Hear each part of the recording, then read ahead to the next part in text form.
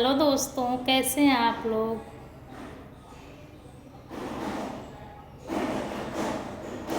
तो उम्मीद है अच्छे ही होंगे और हमारे यूट्यूब चैनल को सब्सक्राइब ज़रूर कर दीजिएगा आप लोग।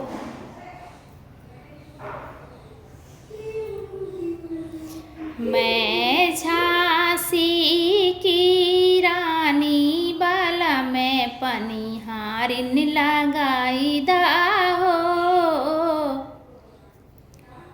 मैं झांसी की रानी बाला में पनिहारिन लगाई दा हो।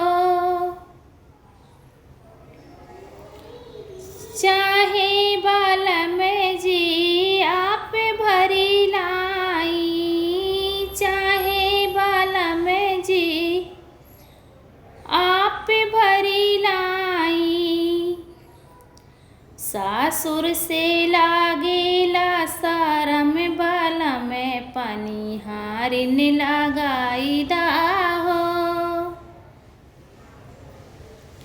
सासुर से लागेला सारम बाला में पनिहारिन लगाई दा हो।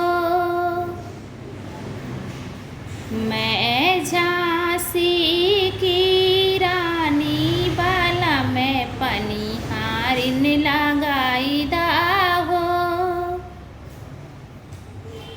मैं झांसी की रानी बाला में पनिहारिन लगाई दा हो।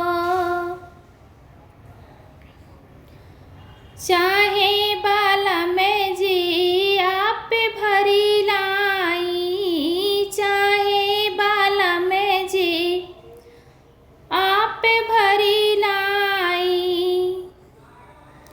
जेठ जिसे लागेला सारम बाला में पनिहारिन लगाई दा हो।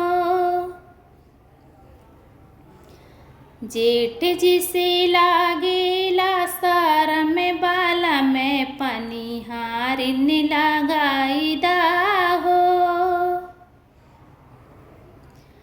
मैं झांसी की रानी बाला में पनिहारिन लगाई दा हो। मैं झांसी की रानी बाला में पनिहारिन लगाई दा हो।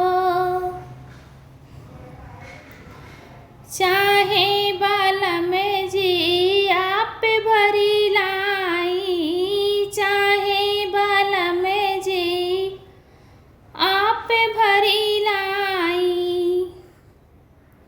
दुअरा पे लागेला सारम बाला में पनिहारिन लगाई दा हो।